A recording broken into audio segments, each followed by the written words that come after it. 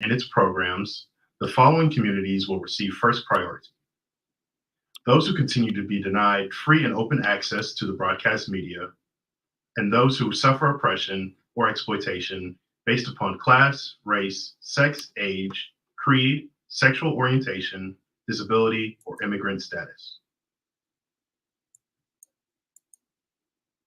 WRFG operates on the frequency of 89.3 megahertz as authorized by the Federal Communications Commission.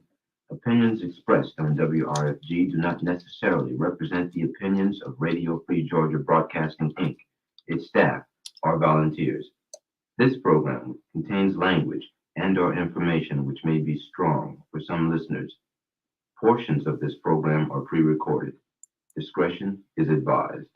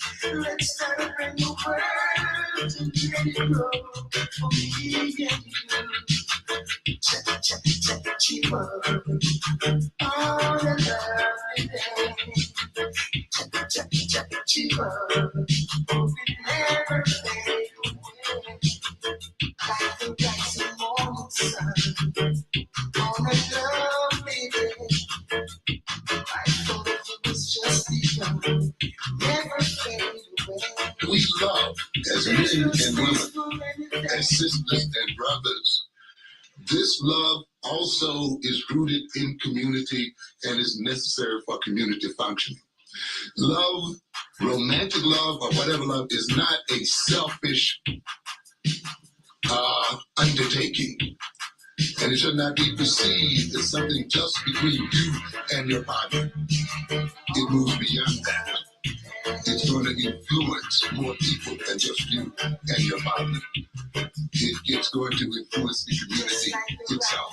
And consequently, then the community has a right to concern itself with the so-called nature of love. Love, along with related concepts such as oneness. And we see people wanting to get a sense of oneness when they're involved.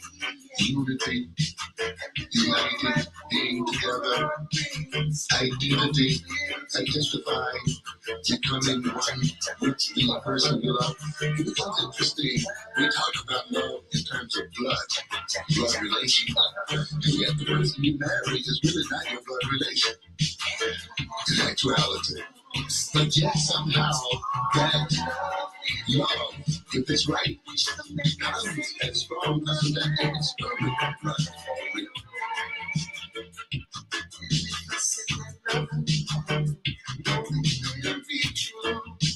Let's celebrate the world and let it grow. For me and you.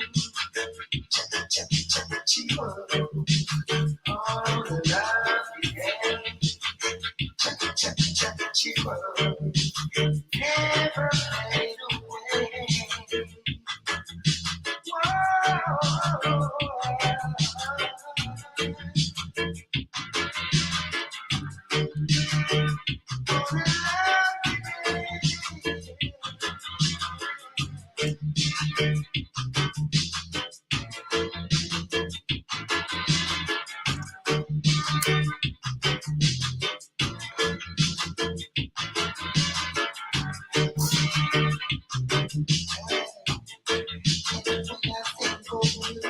Sometimes on a lovely day, I wish I never said my mind.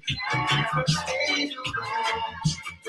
If I say I love you, know it will be true. Let's start a brand new world and let it grow for me and you. All the lovely day. Hope it never fade away. I think that's the moment on a lovely day. Operation Education.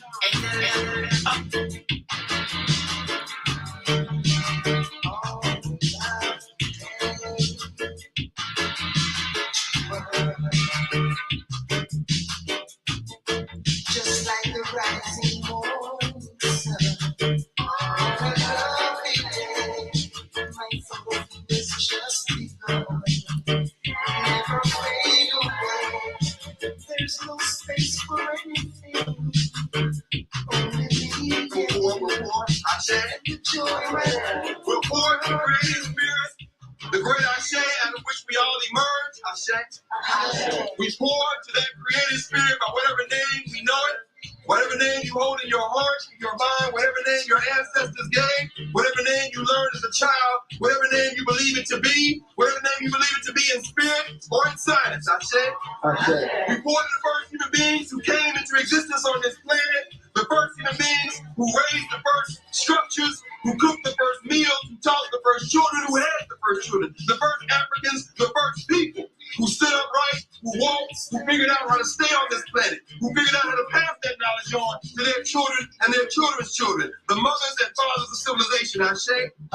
We pour the next libation to their grandchildren, their children's children, those who raised the great early civilizations of Kemet and Kush and Monomotapa, the great medieval civilizations of Ghana and Mali and Songhai and Kanem-Bornu. We pour to those who bring the great civilizations of the Igbo people and the Hausa people and the Kakongo people and the Mabara people, the great Mande civilizations, the great Kikongo, the great civilizations of Southern Africa, the Bantu people, the great civilizations of Southeast Africa, the Dinka, the Shilla, the Noor. We pour to those millions who raised the foundations from which the world would learn what it meant to be human in the world, We pour to their children who were upon the arrival on the shores of people they had never seen before, found themselves captive and marched overland, found themselves perishing by the millions before they were held on the holding cells and the open air pens on the coast of West, Central, Southern, and East Africa. We pour to the ancestors who did not know that they were stripped of all clothing and sent denuded into boats, packed like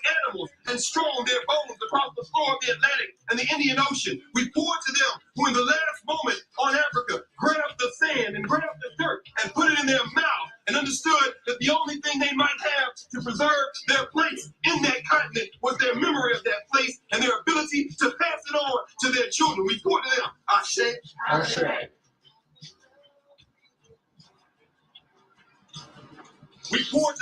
Africans and their children who finding themselves cast adrift in Santiago, Cuba, who found themselves cast adrift in Porto, Spain, Trinidad, and Port-au-Prince, Haiti, who found themselves cast adrift in New Orleans and Charleston and Mobile, who found themselves cast adrift in Salvador Bahia, who found themselves cast adrift in Barbados and the archipelago that formed the Wayward and the Windward Coast. We found them in these places learning Portuguese and Spanish and French, whose often first words was, "Oh my God, oh Madre de Dios," who found themselves praying to survive and pass on to their children the memories. We pour to those ancestors who are represented in the thousands buried in all the square miles of where we stand, and who sit here buried before us in 400 caskets forged of wood from West Africa with Adinkra symbols. Each one of them, each woman, man, and child, symbolic of millions. The children of those who could not be killed, we pour our shame. We pour to their children who somehow survived the hells of enslavement and fought for emancipation in the Caribbean, the French, British, Dutch Caribbean, who fought for emancipation in South America, who fought for emancipation in Central America, who fought the struggles we refer to as the Civil War in the United States, who came out of that, marched out of enslavement through Reconstruction, and found themselves making great migrations, eventually ending up in places like New York. Their children's children, who making a way for themselves, became our great-great-grandparents, our grandparents, our great-grandparents, our parents. Those who, when the first bones were discovered in this space, held their hands and said, "Stop, no more." We are here to speak for those who can no longer speak with their mouths.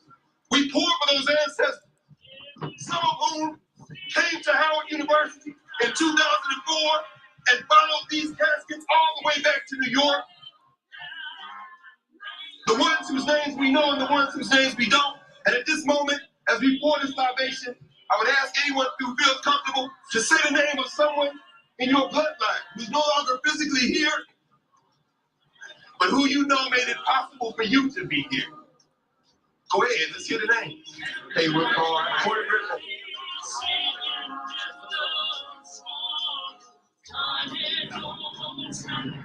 We pour to the names that we hold connected. Dr. Zuma in Brazil, to Sofa Ventura, Jean-Jacques Dessalines, and Henri Christophe in Haiti. We pour to the great Avengers, Mandy of the Maroons of Jamaica. We pour to the great ancestors, Harriet Tubman, Sojourner Truth, Frederick Douglass.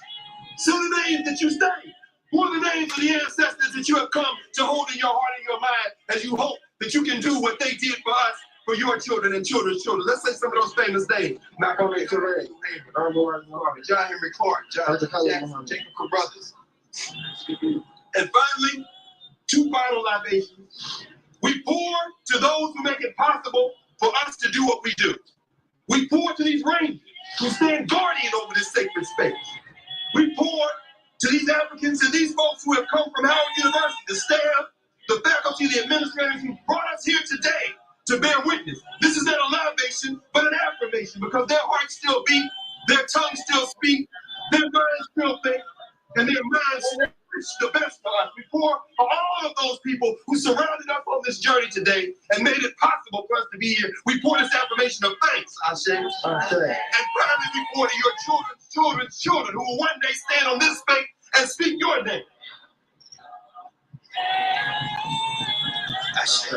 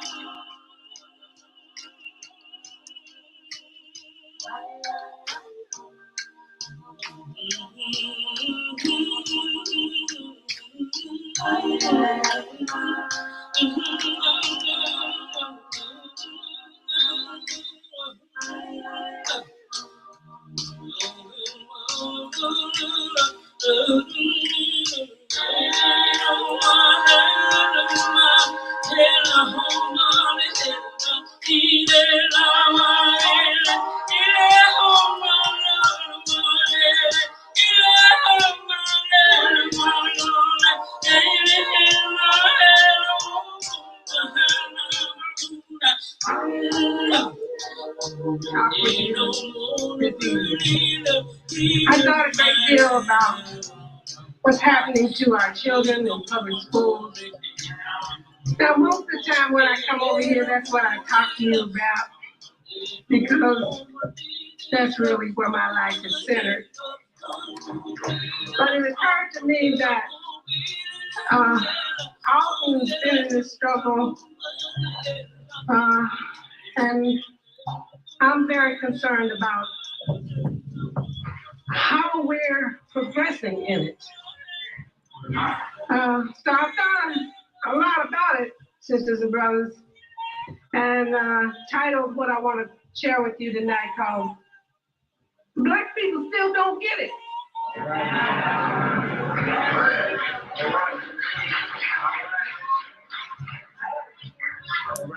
For some time now, I have been trying to get the idea over that Black people must take charge of their lives and those of their children. We can't leave this to other people to do, because they're not going to do it. And we cannot sit around wringing our hands and shaking our heads and talking. It's getting late, brothers and sisters, especially for our children.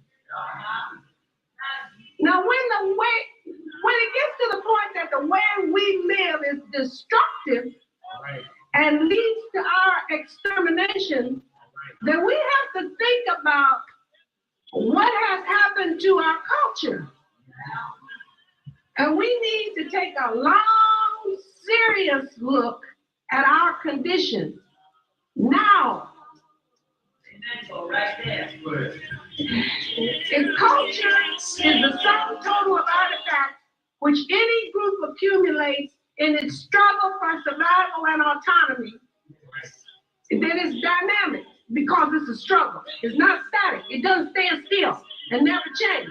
It changes with the condition, okay? Because as you try to survive and to be self-autonomous, and the conditions change that keep you from doing that, you change in order to combat those conditions. Am I making sense to you? Okay. Now, what is survival? You know, what survival means that the two have to do at least three things.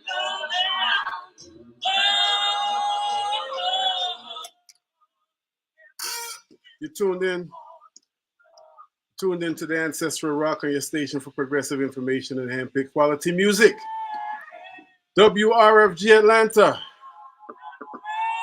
As the Bush Doctor say, coming in hot on a Thursday afternoon in the ATL, and we greet those of you joining us all over the world on WRFG.org. I'm able to see some of you. I don't see your face. I don't think a big brother watching you, but I can see where you're tuning in from.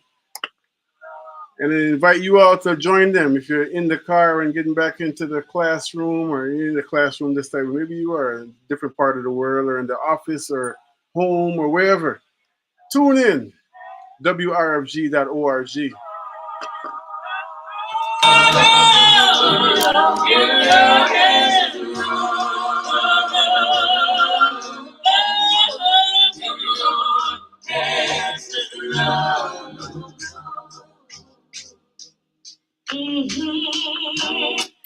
We're hearing the ancestral voice of Dr.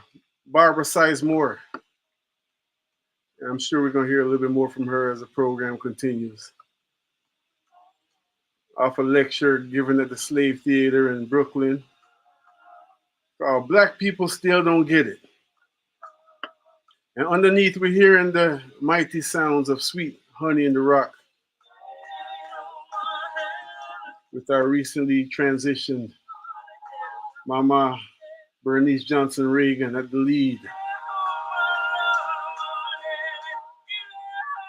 Shout out to my sister BK and our daughter, son Jason, the whole family. I seen them the other day and they reminded me that Mama Bernice Johnson Reagan is actually their auntie, the sister of Baba Tosu, all of Baba Metahochi lineage. And it makes perfect sense when I reflect on who I know they are. Because a mango don't fall far from the tree, you see? We give thanks for the sweet honey in the rock. And we standing on the ancestral rock in need of all of that strength again that our beloved mothers have inspired generations with the sounds, you know.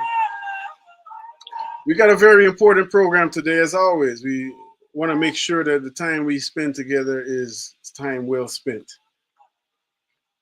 Even if it's just music we're playing, there got to be music that is invigorating us.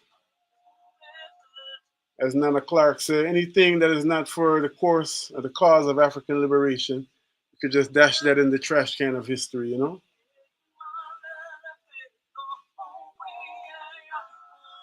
We got some very special and important guests with us. I want to greet those of you who are joining us on Facebook Live as well and Instagram. Please share the live, share the link, and let people know we're on. It's family time and we're talking about ourselves.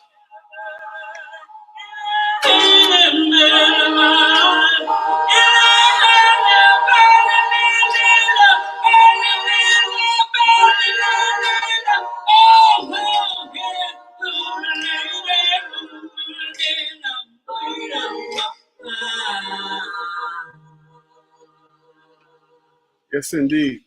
Sweet Honey in the Rock said, give your hand to struggle. And, you know, it's a thing where many of us, like myself, who grew up in the liberation movement, you know, from birth, have kind of had these conversations privately and publicly about maybe redefining and definitely changing the narrative, developing, evolving the narrative as it relates to struggle, because depending on who you talk to, struggle might not mean the same thing. Struggle might mean just suffering, you know, and like that's what we're born to do, and we know that ain't what we're born to do. You know, as I've shared before, you know, at one point in my life, I had to examine, you know, interrogate this fact that even for myself, I took it subtly, even though nobody told me this, especially not my parents, that, you know, you got to take a vow of poverty to be revolutionary and righteous. You know them way there? It's a serious thing. But when Sweet Honey in the Rock tell us, give your hand to struggle, I feel another vibration. I feel like what we're getting ready to get into today. Sometimes we have to have difficult conversations. Sometimes we have to lean into discomfort.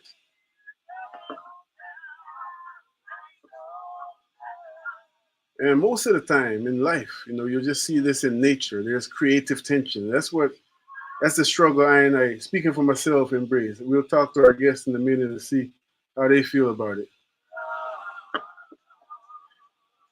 So here I playing this song. We ain't talking about give your hand to suffering. Yeah. Give your hand to creative tension, to the liberation process. As a farmer, we know this for true that, you know, there's a period when you plant that you see this beautiful seed. Maybe we ordered it, or maybe we saved it from previous season, and then you gotta put that seed in the ground, and the seed got to go through some dark times before it emerges again to fulfill its nature. Eventually, if it's nurtured properly and all that, it grows to be a wonderful tree or a fruit or whatever, the vine, whatever, depending on what it is you've planted, you know? And we see life being the same way. So as you all know, if you to some political discourse as of late, we've been really attempting to take a look, again, not from the popular narrative, but from the voice of the people, the voice of our people, you know, about our condition as African people in this country. And of course, the context now is election season, or some would say selection season. You know, we've had some amazing guests who have shared with us their perspective about strategy, about how we navigate these waters. And that continues, definitely continues today, well, with a different focus, with a focus on how African women and men, how we relate to each other, how the left brain and the right brain link up to form a whole sane, powerful, progressive being. I know unless you've been under a rock somewhere for the last few days, there's been yet another opportunity for a whole lot of passionate debate. If it wasn't enough before between this whole thing of lesser of two evils, which is why we started that conversation, because I've shared with y'all, in terms of the impetus for me calling these various guests that we've called to the table. It's depressing in a way to hear this conversation about lesser of two evils every 4 years, and in between time seeing all kind of expression about how powerful we are and how not only we descended from queens and kings, but we've done so much in this world, and great African priests and scientists and mathematicians and this, that, and the third, and it just baffles my mind. The second grader in me, how these powerful people keep coming to a place where they're talking about the lesser of two evils. Not as a strategy, but it's just like as a way of life. You know what I'm saying? Because the conversation keep happening. And so to compound that now, Sleepy Joe, Jim Crow Joe, dropped out the race. And Kamala Harris, his vice president, has been touted by many as the potential replacement, the nominee for the presidency. And then something else emerged, which is the reason for this conversation today. And I'm talking about the root of it, not just the fact that people have been debating about if Kamala Harris is a good person and everything, but something else emerged in the process. I'm going to read something before I introduce my guest, or as I introduce my guest. And it's just been another example of, in my mind, this is just me speaking for myself, this is Ross Kofi speaking for myself. You heard a disclaimer already, so I'm just giving my perspective on things. But, there's been a nasty kind of energy between African men and women in some circles. I'm not painting the whole thing with a wide brush like that for a while, but I want to read something to y'all that just caught my attention and kind of summarizes, again, the reason for a lot of this conversation today. One of the main reasons that it felt like something we got to do immediately. Tempted to find it, but in essence, a lot of my sisters, my mothers, elders, and my daughters, as African women in this country, feel disrespected, feel disregarded, feel unprotected, feel attacked. And of course, that's not an easy pill to swallow at all, as a man, as an African man, as how I was raised to function. Because part of our job, and I don't think that this is something that emerged as a part of the Western patriarchal system, is to offer protection. And protection don't mean domination, of course. And that's where we get it twisted. Protection don't mean, you provide and protect, so therefore you rule and you dominate. That's not how the natural world works at all. But what it does mean is provide from your nature, in your way, a place of safety for the meek of the earth, for those who are most vulnerable. So I'm not finding the thing right now, but I'm going to introduce my guest and I'm going to find that quote. It's very important because I think it summarized a lot of what is floating over there in the air. So, we family, we need to come together and address that, because what I do know, and I want to greet Mama Afia Mazimoyo, who was scheduled to be here because of something that happened with our family. I don't know if it's public yet, so I don't want to say it all. We're sending our love and wrapping our love around the Madzamoya family. Um, you know, it's definitely, and I thought of Mama Afia in the fact that she and her family have introduced a paradigm, which in my opinion is one of the most revolutionary tools that we've been given in this past 50, 60, maybe even 100 years. So it's not just rhetoric, it's not just a business plan, it's a whole paradigm called healing oppression's wounds. Healing oppression's wounds, something very well thought of, something that has considered so much of what we've gone through and attempted to give us tools, give us language, give us codes of engagement, to make sure that as the hot water gets hotter, like Dick Gregory said, we're not acting like the crabs in the hot water, because when you go to the natural environment for crabs, you don't see them pulling each other down. So joining us today to have some real conversation, two very important sisters in our community. One of them, our sister Tandisizwe Chimarenga, a revolutionary New African nationalist, a longtime activist and a writer, an independent grassroots journalist, currently based in South Central Los Angeles, California, otherwise known as West Lagos, among other names for Los Angeles. A creator or co-creator of the independent media for more than 20 years. She is the host and producer of Root Work, Getting Down to the Roots, a broadcast of interviews, news, and analysis of people, ideas, and concepts that aims to dig deeper than mainstream colonial media, airing on KPFK 90.7 FM, which is our sister station, Pacifica station in Los Angeles, and the Black Liberation Media Platform.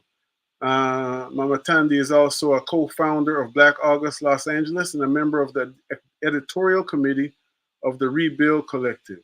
Chimarenga has contributed essays and articles to numerous works, and she is the author of No Doubt, The Murders of Oscar Grant, Reparations, Not Yet, Reparations and Why We Must Wait, Some of Us Are Brave, interviews and conversations with sisters on life, art and struggle, and the co-author of Nobody Knows My Name, Coming of Age and Resilience After the Black Power Movement by Deborah Jones. And I don't know why she kept the other one out, but I'm gonna ask her live. There's another book that she helped to pen, which is now making its circulation, which is called What We Endured. So I want to welcome to the airways of WRFG. She's no stranger to these airways at all. Our big sister, Tandisizwe Chimarenga. Greetings, Baba. Thank you so much. I don't hear you. Did you? Hello? Oh, let me see. Are you with us? Can you hear me? Yes, I can, loud and clear. Yes, greetings, Baba. Thank you so much. Thank you for joining us. Thank you for joining us. Also joining us. I messed up the title of my own book. It is What We Stood For. Oh, what we stood for. I keep saying what we endured. It's not. It's no longer Nobody Knows My Name. It is What We Stood For. I sent you that and didn't even look at it. Okay, cool. Excellent. Joining us as well around the table today is our sister Kiyomi Rawlings. She's an inspiring entrepreneur who has made a significant impact in the community of Southwest Atlanta. That's real talk. For over a decade, she has been the founder and CEO of several successful brands, including the Good Hair Shop, Ujama Fest, Cooperative Economic Summit, the Connect Cooperative and nonprofit 3 Seed Collective. The Connect Cooperative is a Black liberated third space where people gather to exchange ideas. When Kiyomi received an eviction notice for her family business, she didn't just work to overcome her own challenges. She also wanted to help prevent other Black entrepreneurs and community-based organizations from experiencing the same disruption. So she took action and founded the Connect Cooperative. a cooperative retail space that allows Black-owned businesses to thrive and build wealth. As founder and director of the Connect Cooperative, Kiyomi's mission-driven beliefs include reparative community wealth principles that are rooted in solidarity, economy,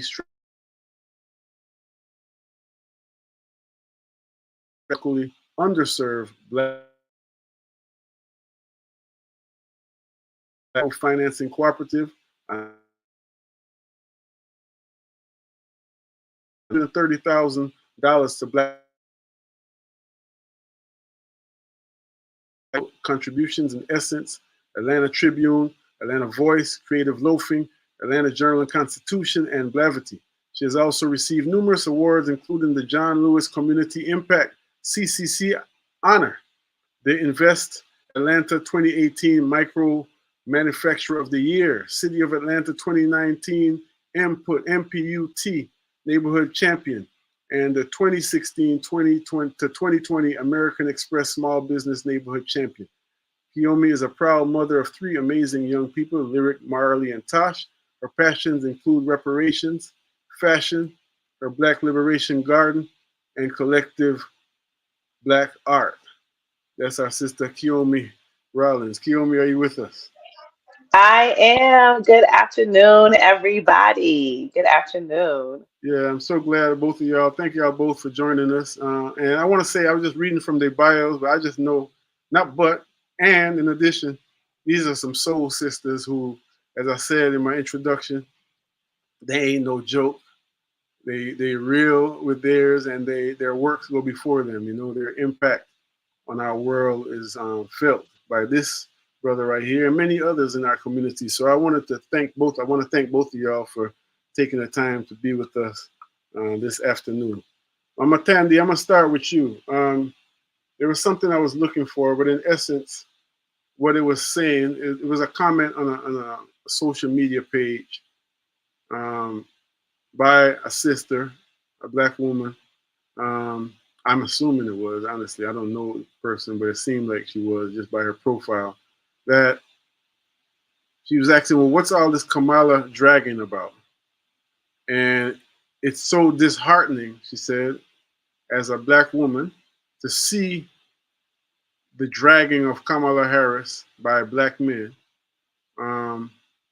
And she ended up with a kind of rhetorical question.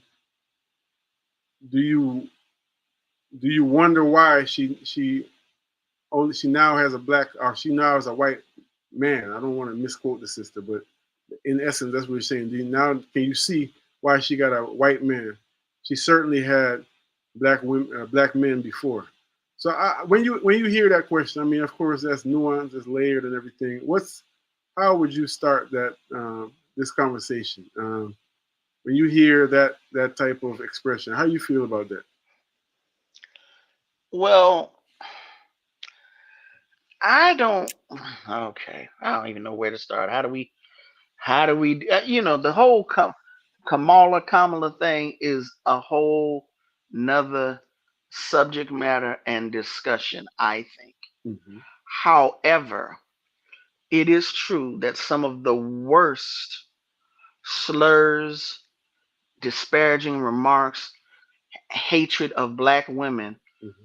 are now going to be at the forefront because Kamala, I call her Kamala. Maybe that's my new African pronunciation. I think it's Me Kamala, but too, though. Me too. When I see that name, that's what she I call Kamala to me. She her. She Kamala to me. Kamala. I don't know what her mama named her, but she Kamala to me. Anyway, we are seeing and we're going to continue to see for the immediate future some of the worst examples of Black woman hatred thrown and flung at Kamala Harris because she's in the lead to get the nomination for the presidency of the United States. There are enough substantive, qualitative, and principled critiques that can be made of Kamala Harris without lying and slurring. Mm-hmm. But that's it's low hanging fruit and people want to go there.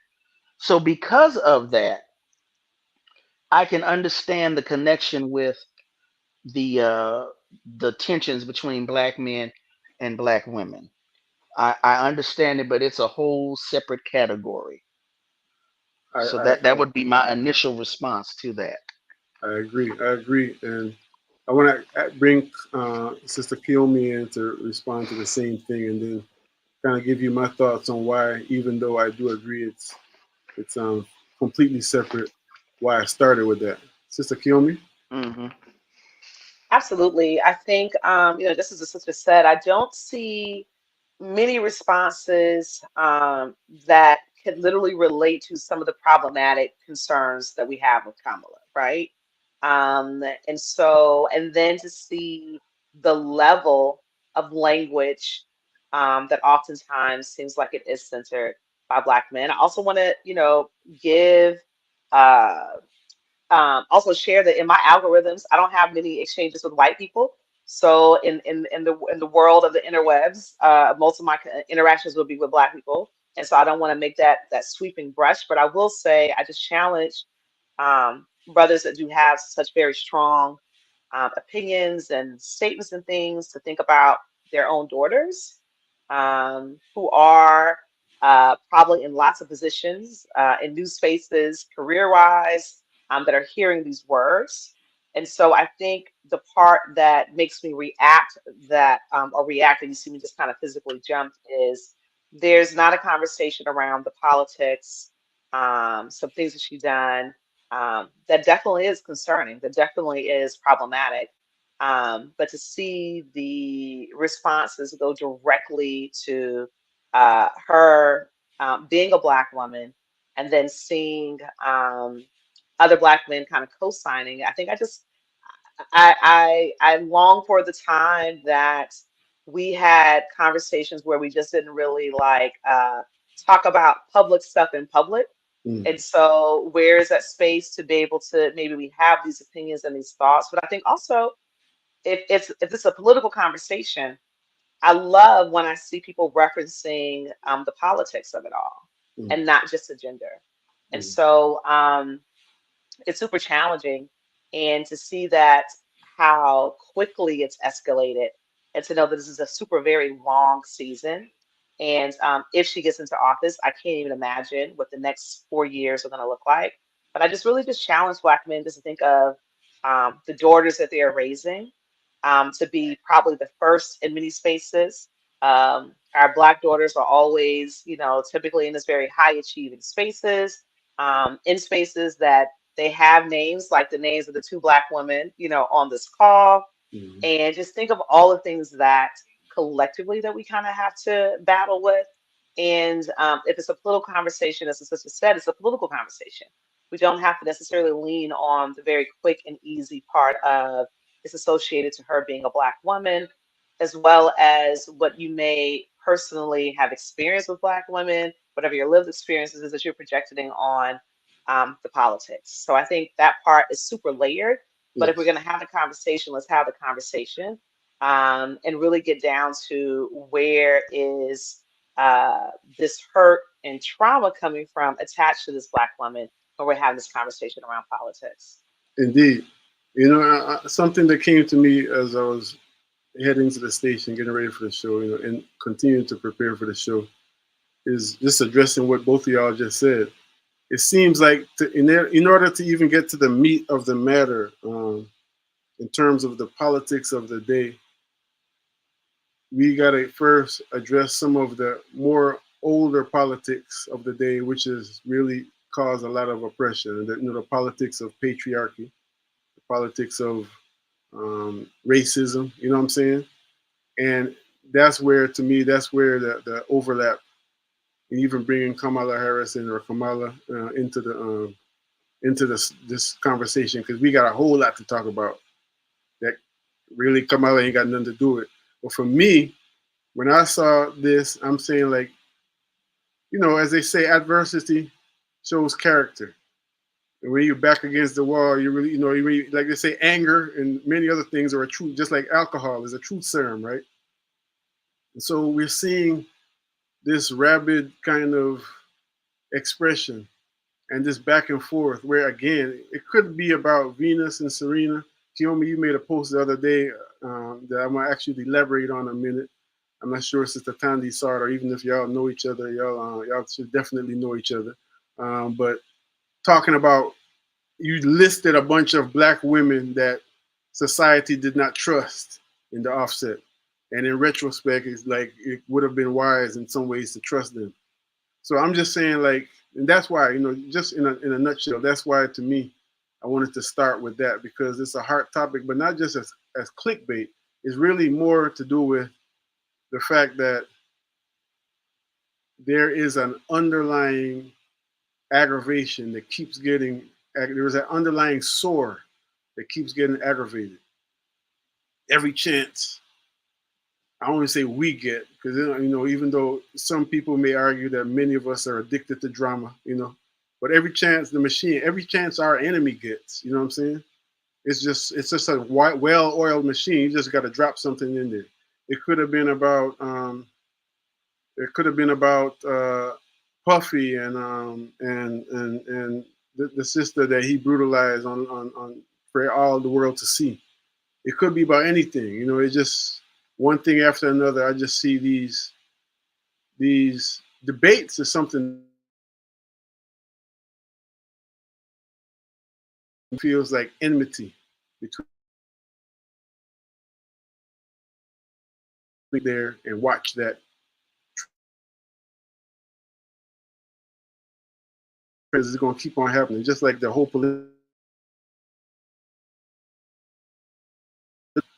our politics, our political power really has the potential to be, then we're going to keep on going through the same thing. I want to read something else that caught my attention. This was by Isaac Hayes III. He got the name Isaac Hayes III. I don't know him from Adam. I don't even know if he's a great musician like his father, but Isaac Hayes III. FYI to black men. Black women are watching you try and tear down an overqualified black woman for trying to fulfill her purpose, break barriers, and accomplish her dreams. Your mothers, grandmothers, sisters, wives, and daughters would be ashamed seeing you act like this. You look small, insecure, and weak doing so. Mama Tandy, I want to deal with the overqualified part. And I know, you as we read in the bio, you're a revolutionary nationalist. So overqualified is very nuanced. But I want to, because you're also an investigative reporter, and there's been a lot floating that I've never really done too much due diligence on, to be honest, about Kamala's past in terms of a prosecutor. And one of the things that keeps being repeated when people are having seemingly intelligent discourse and not dealing with her gender and all that is that she was responsible for a lot of black men staying in jail beyond the time that they were even supposed to be in there. And that in itself is a whole nuanced conversation. Is there any truth to that in terms of when she was a prosecutor? Is there any truth from what your research? Is there any truth, any credence to that claim? Jamel Hill posted on Instagram a couple of days ago 5 myths about, okay, is it Kamala? Come on. 5 myths about Mrs. Harris and the sources for the facts busting those myths. Mm-hmm. So, my suggestion is that people check out those sources. I want to say it was 5 myths, but it was more than 5 sources that she utilized. There's a film called, I've forgotten the brother's name, but there's a film called The Last Black Man in San Francisco. Mm-hmm. And one of the brothers in that film, like if you've never seen the film, then you obviously don't know what I'm talking about. Anyway, one of the young brothers in the film, I think that may have been his very first major acting gig. Mm-hmm. In real life, he was wrongfully imprisoned in California. And at the time, Kamala was I want to say she was the state attorney general. But then again, she may have been the prosecutor. She was a prosecutor in San Francisco, not in Oakland. But at any rate, she had argued to keep him in prison longer than he was supposed. First of all, he was innocent. He should not have been in prison. But the reason I bring it up is because since he has gotten out, he of course sued the state. He was awarded a financial sum. He stated that he had forgiven her. Now that whole forgiveness thing, that too is another That's a discussion for whole another other day. conversation. But the reason I bring that up is because a professor of political science in San Francisco that I had a discussion with the other day, he said black people have got to, what we have to do is begin to have more politically, not only must we act more politically mature, the tenor of our conversations has to be politically mature. Yes. All of this stuff was brought up 4 years ago. Why are we bringing it up again now? Not having a black husband, that was 4 years ago. Uh, Locking up people for weed, which was one of the myths that Jamel Hill talked about. Locking folks up for weed, locking black men up, not even across the country, locking black men up, blah, blah. All of this was brought up 4 years ago. Why are we now rehashing these exact same quote unquote criticisms? The most glaring for me is what is happening, the genocide that is happening in Palestine right now. Mm-hmm. What is going to make her different than Joseph Biden and other presidents before her? That is my question. 44,000, if not more, black women got on a Zoom call. They're saying several thousand black men got on a Zoom call afterwards, raised all of this money for Kamala Harris. What is the policy position? What are the demands that are accompanying all of this fundraising Mm-hmm. that we're going to just hand over to her? Where's the political maturity? Where's the tenor? Where's the maturity in the tenor of our conversation?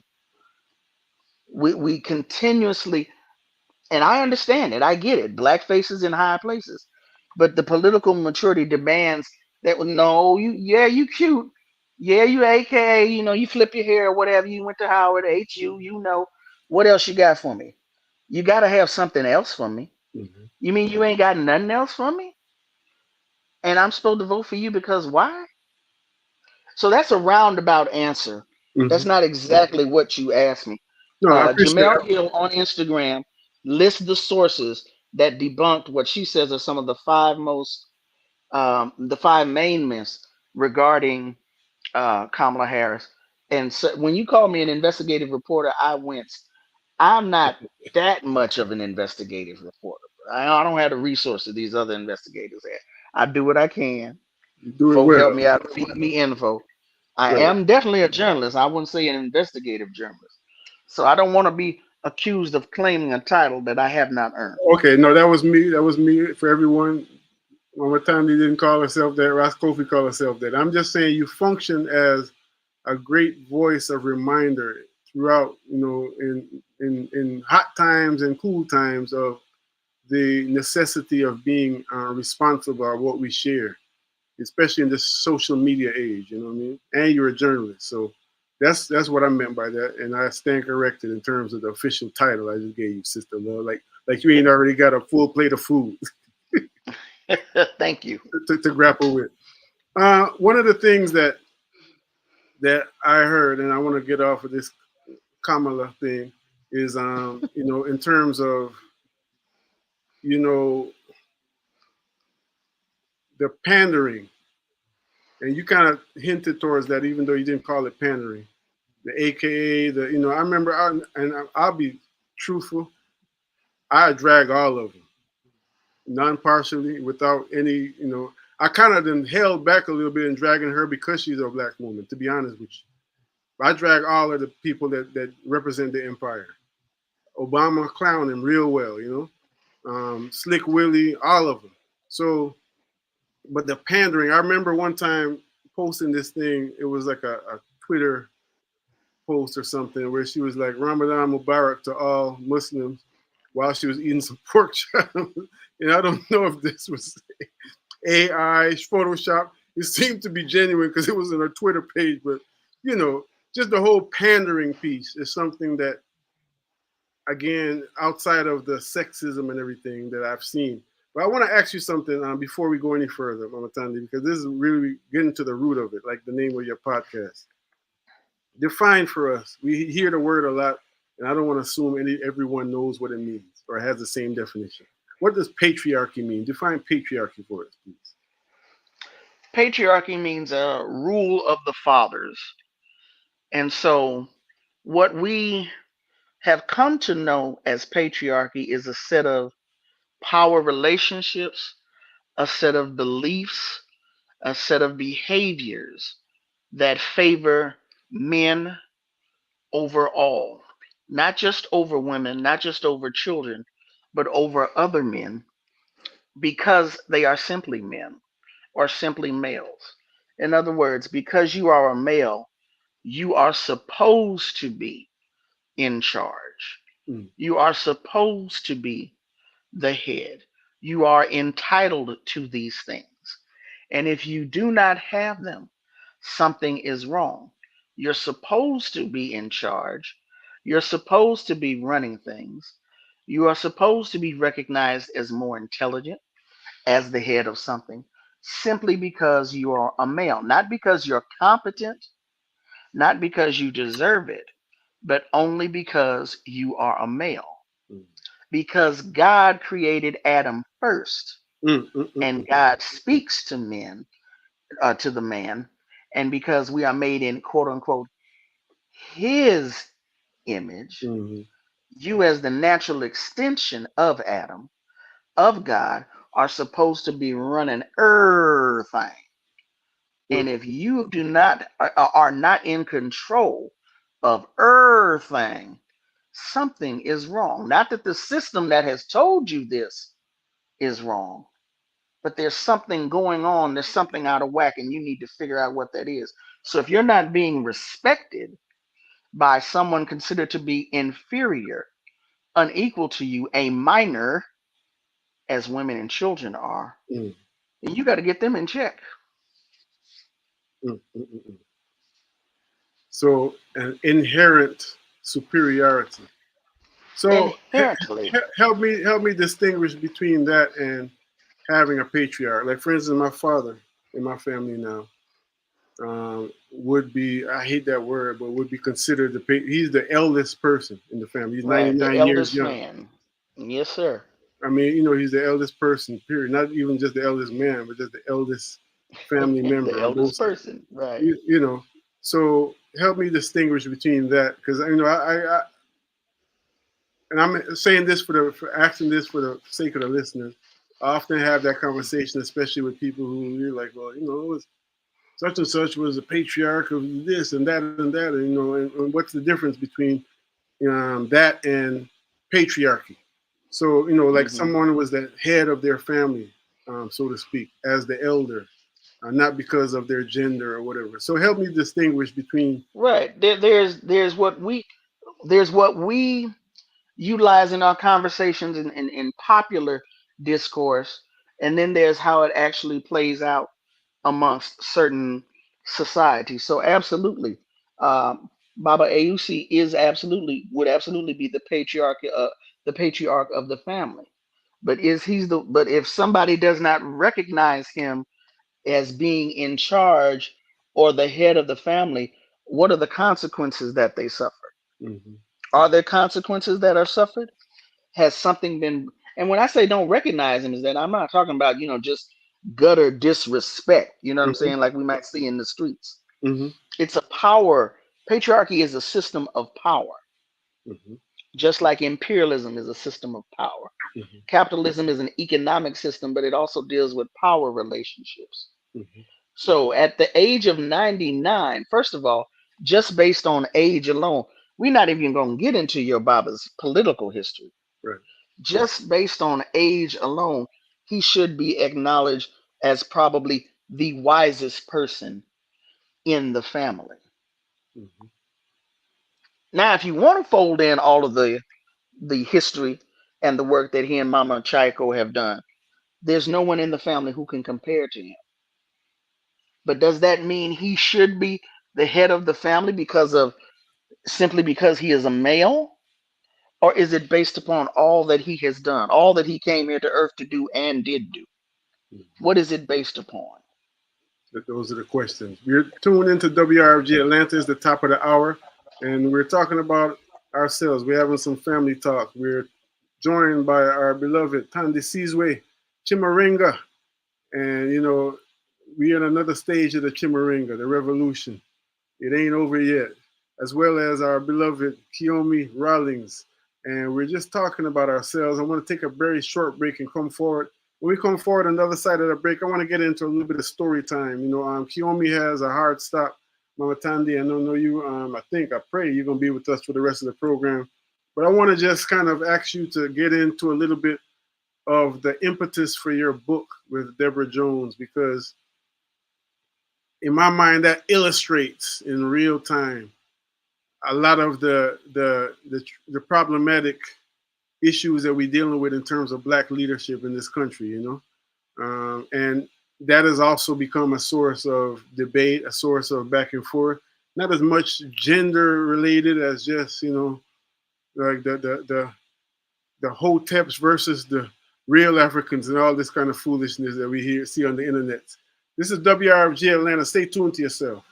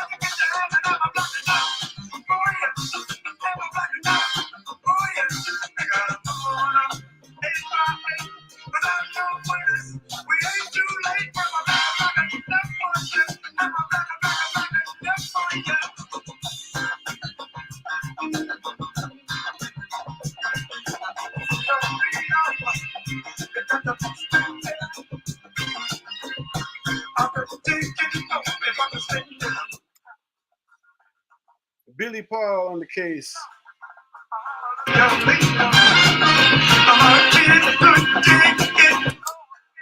You know, we have a pair of tickets to give away to the Barris Hammond concert, and don't start calling up here yet. You know, I'm a classroom teacher. You have to pay attention, and we're going to ask some questions for those who've been paying attention to these mamas that we got with us this afternoon. Let's stay tuned for that. Barris Hammond, of course, coming to the ATL. We started off the show with Brother Barris talking about a lovely day. And we pray the day is going lovely wherever you are. We pray the day is going lovely your way.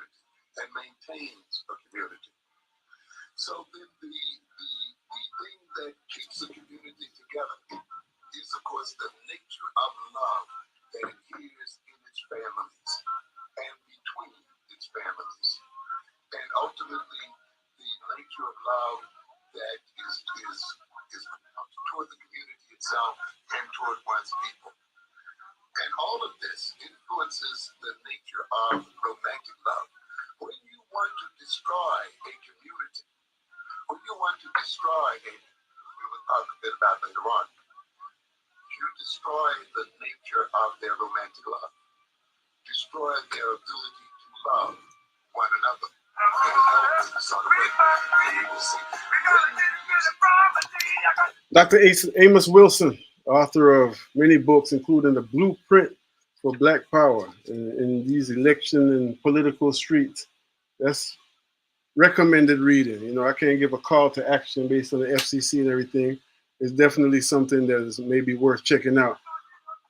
On the phone line with us, our sister Kiyomi Rawlings and sister Tandy Sizwe Chimarenga. Among many of the masterpieces that she's produced that y'all have been, you know, those loyal listeners to the Ancestral Rock have been privy to, is a program she did, edited years ago, called Revolution Without Women Ain't Happening. Yeah. Powerful stuff. I got to play that again, Mama Tandy. It's been years. You know, we have around Women's History Month, we used to have a program, a series every year called First Teachers of the Revolution, you know, and just hearing, focusing on the voices of warrior women in our community. And that program you produced is a very powerful testament, you know, it's a very powerful piece. You remember what year that was? You made that? That was Mama Aminata Umoja out there in Decatur, gave that speech, that presentation in 1993. And I'm not sure if it was played on WRFG when I lived in Atlanta, but let's see. I sent it to you. I forget how many years ago. Was it 2008, 2007, 6? I had on CD. That's how long it was. It was That's that how old. long ago it was. Right. It wasn't digital. Right, definitely. But powerful piece, powerful piece. I said I want to go to storytelling with you, Mama, but let me go around to Kiyomi again. Yes, The post you absolutely. mentioned about trust Black women, Kiyomi, I don't have it in front of me, but just share with us the gist of what you were expressing, please, and why. You know, why you felt you needed to express it in this time. I think just to even hear, I'm not sure if y'all can hear me. Yes, I yes. want to say time to say sister's name again. I just want to make sure I'm saying Tandy it correctly. Sizwe. Tandy Sizwe. Time to Sizwe literally has a piece of literature that says, the revolution can't happen without women, specifically Black women. Mm-hmm. And so I think when we Black women take on a lot of the labor of movement work. And we oftentimes, we're in positions, have our decisions either questioned or not trusted. But inevitably, Black women always make sure that everybody in the movement is all right. Like, we're always going to make sure that everybody eats. We're so intentional. Mm-hmm. You can hear about the collective works of the sister on this call, my collective works. All of these things are rooted in for the good of all of community. And to have this distrust, which I loved, I learned a term today that I wrote down, the political maturity. So Mm-hmm. we have the political maturity to allow men and others to be able to lead and believe that they're going to do it, even if they haven't had the experience. Black women are always called into question. And so that post that I made about here's some Black women in our history that we should have trusted, and it included the names of Shirley Chisholm. Could y'all imagine what culture and community and society would have been like if we just would have believed Shirley Chisholm when she ran, right? When we would have believed Henrietta Leach, she was on there, Asada Shakur. And so we see Black women that a lot of times we aren't like celebrated until death happens, right? Mm-hmm. Or until we have no other resources to share.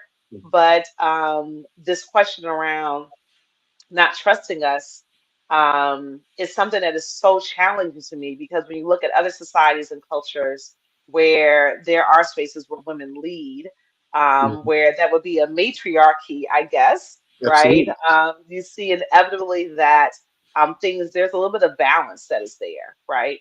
And so when we don't trust Black women, which is a very strange thing to have internally, I think that I'm experiencing at a very high level, because it seems like the divisiveness that is happening online. Mm-hmm. There's just this frenzy that's there. Mm-hmm. And if nothing else, in movement work, Black women always made sure that everybody was okay. Mm-hmm. And we've never had to question that in our decisions that we've made. And those who were supporting Black men right beside Black men in movement work. And so when I think of areas of my life that are connected to movement, connected to culture, there's a Black woman that is right there leading the way, oftentimes not in the forefront. So a lot of us as Black women, we're not necessarily saying, look at me, see me, what I'm doing, but we're always making sure that things are happening.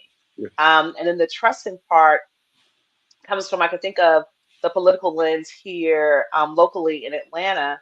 We have, a mayor right now that I wish there was some political maturity to be able to really look at, to be aware of decisions that are being made, that are happening. Mhm. And we're not challenging him. A lot of those that look like us that are males in leadership, Mhm. in the same way that we're doing with women in movement work and in things. And Or his so I think, predecessor.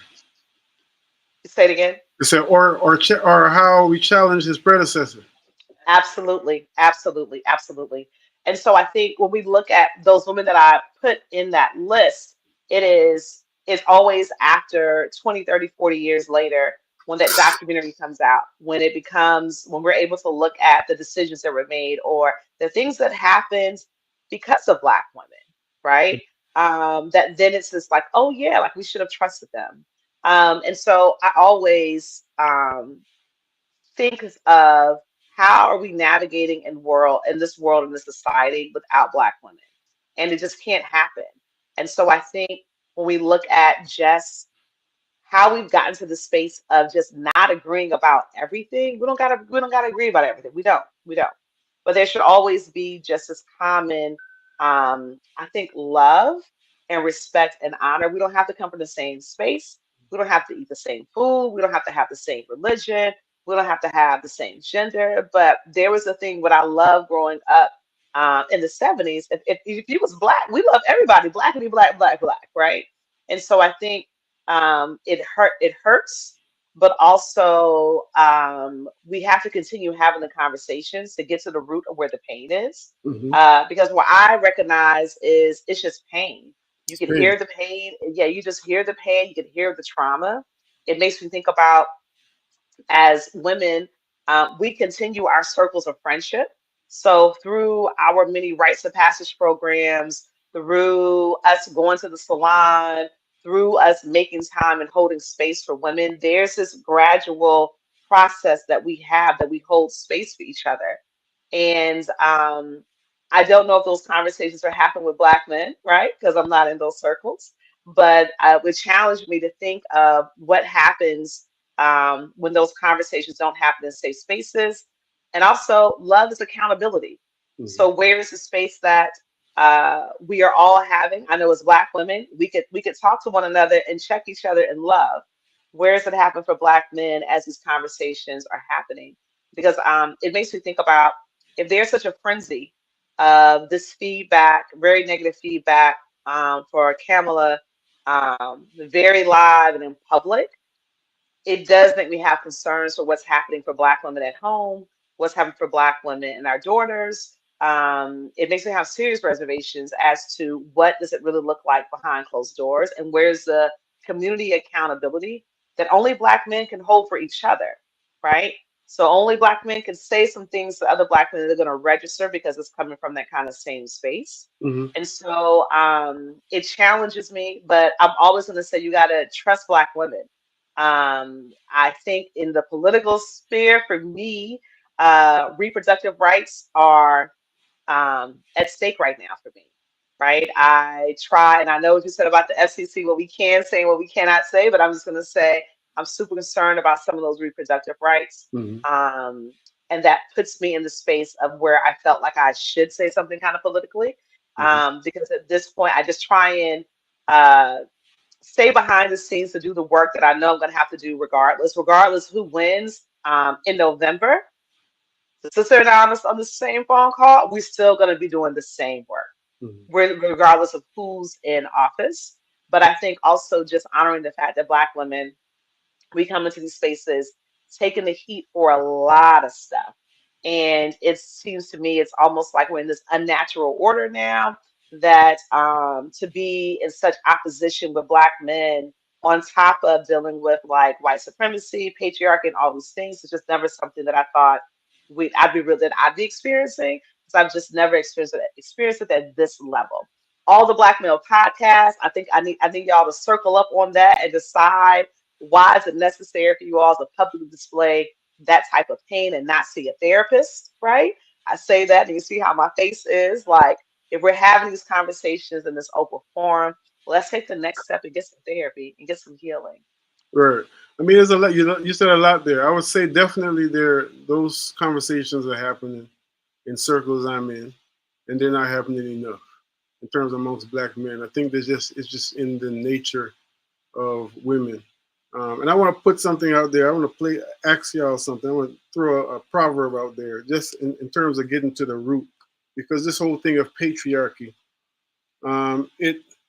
it doesn't just affect people who got some rabid agenda. It affects people with good intentions. My mama used to always say, "The road to hell is paved with good intentions." So I want to give some of these commonly accepted ways of looking at the world, even amongst so-called conscious people. The pressure test with y'all too. We heard from Dr. Amos Wilson, of course, who was saying that, in order to destroy a people, you destroy their ability to love one another. He mentioned romantic love, and I absolutely agree with that. And it's way beyond just even romantic love, and that's why we're having this conversation. But I want to ask you real quick, Kiyomi, before I read that proverb, back to Kamala. When you were saying, like, you're seeing the things you're seeing online give you pause in terms of what could be happening behind closed doors at home, relating to her. Can you give an example of that? Like something that's distinguished from political discourse? I think because it seems like there's not a specific thing. Like, we're not talking about her history as a prosecutor. We're not talking about her role as the DA. There's not those direct arguments. It goes directly to that she's with a white man. It goes directly to the education and the level that the pathway that she has been able to acquire. It seems like these are all attributes of lots of I'm going to say educated Black women who have had a career path, as well as just general around just Black women. And so to see some of the statements, and then I think also to see the lack of that political maturity, that the responses are hinging upon violence a little bit, right? And so that's the part that concerns me a lot, because again, if let's talk about the politics, right? But when we're talking about the pure hatred, and you're relating her being with a white man and maybe associating that about how she may deserve to be on the receiving end of some type of violent act or something, I think that's the part that is super concerning to me, because Or the it makes me think DEI about, yes, yeah. And it makes me think about, if you're so comfortable with saying that, right? And again, because if you're a dad, if you're a brother, there's a Black woman in your life. Right. There's a young Black woman in your life that you're telling her to dream and do all of these things, right? So if you could say this thing so comfortably, it does make me have that concern, or have that concern around, what do you think that when your daughters read this, when your mother reads this, like, what is the responsibility of that? And again, let's have a robust conversation around politics, right? But to just relay it straight to gender, and also because of some hurt or pain that she chose a white man, right? I think that's the part where it's interesting, because again, not to do a white and sweep, there's not the same energy around athletes marrying white women, right? Like, there's about Black athletes marrying white women, right? And so it's concerning to me at the level that it is. And then I think about the psyche of Black women, and young Black women, and our daughters from now up and through December, the things that they're going to see day in and day out, compounded with the things that we already see, the things that we already are experiencing on a daily basis. And so now to be able to add this. So I think you quoted the brother Isaac Hayes when he said, hey, your daughters are reading this, right? Like, check in. We should be concerned. We should be concerned. And I still go back to what the sister said earlier. If it's a conversation about politics, let's have a conversation. But Mm. we're leaning on a lot of pain, experiences, assumptions, the stereotypes of Black women, like all of these things that lack that political maturity. And I'm just Absolutely. very concerned.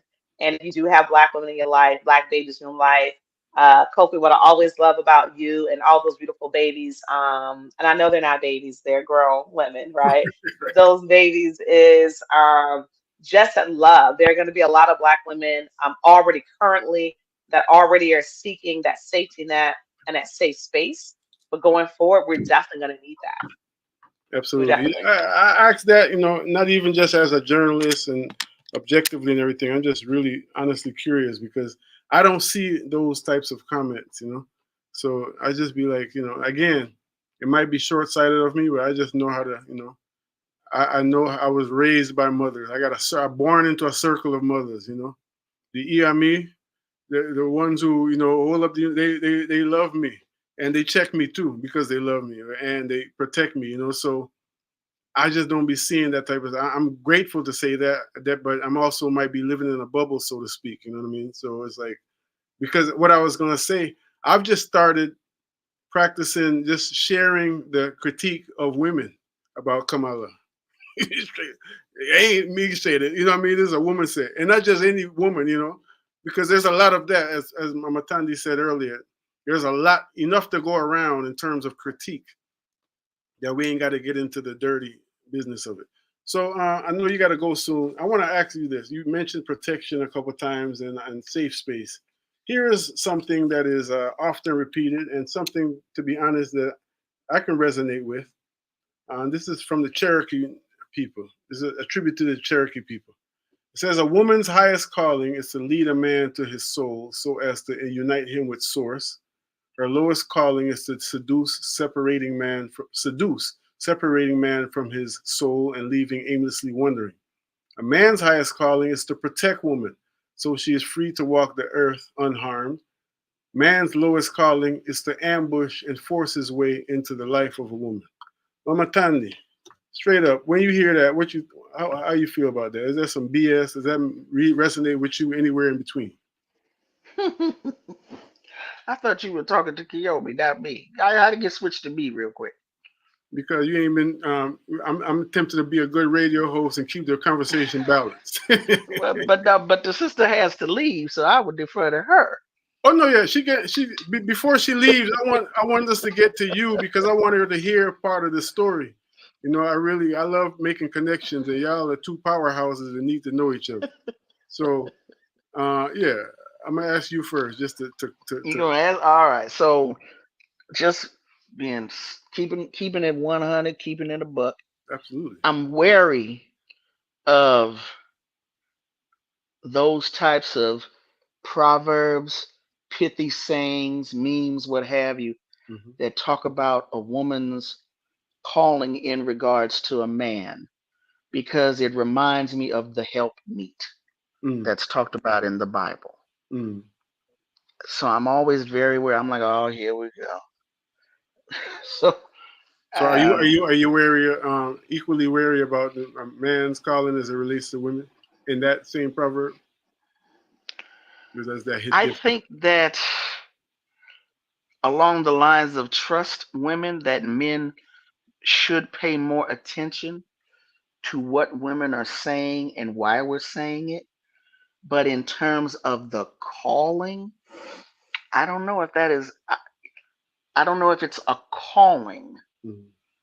You understand what I'm saying? I Yeah. think I look at my calling as to make my contribution to the struggle of my people, Mm. to leaving planet Earth a better place than I found it, than I inherited it, Yeah. doing as much as I can, answering to my ancestors.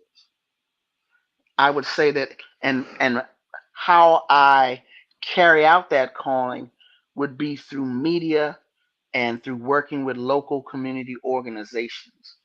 So I don't see my calling to bring out the best in an individual man, one that I'm quote unquote in a relationship with. It's Understood. more of a collective aspect. not just of men, but bringing out the best in women. Mhm.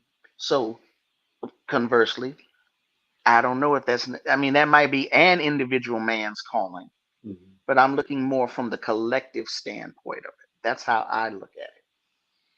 So would it be safe to say that you may have you may take issue with general gender roles, even if they come from ancient cultures? This whole question of gender roles as it related to a general, and I'm using the word, emphasizing the word general, general functions in life.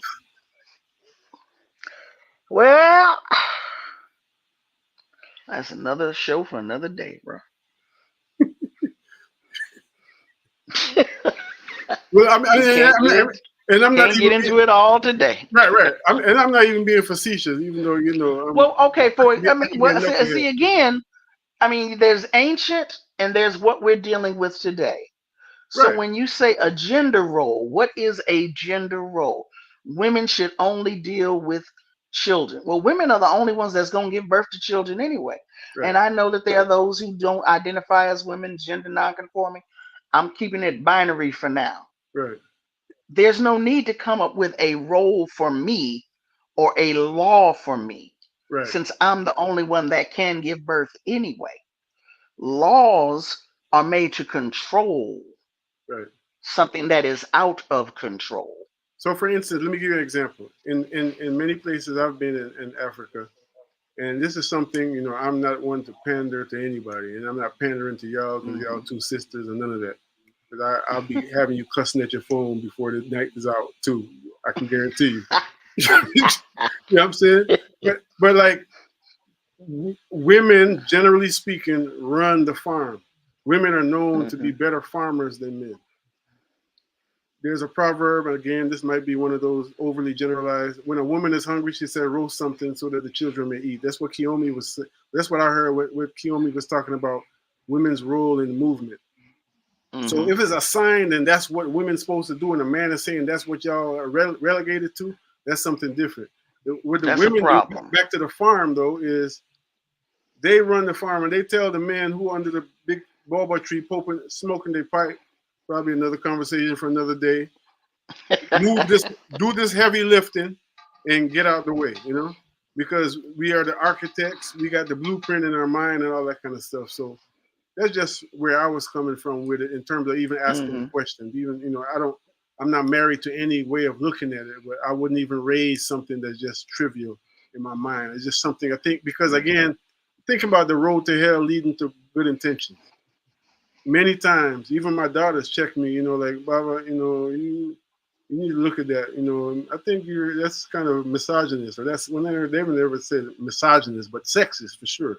You know, Sexist. Hmm. and I'm like, what do you mean? Like, but because they my daughters and they have my whole heart, that's the way that the creator, one of the ways that the creator gets to me, to improve Ross Kofi. You know what I'm saying? Kiyomi, I Hmm. know you gotta go. I want to ask you the same question.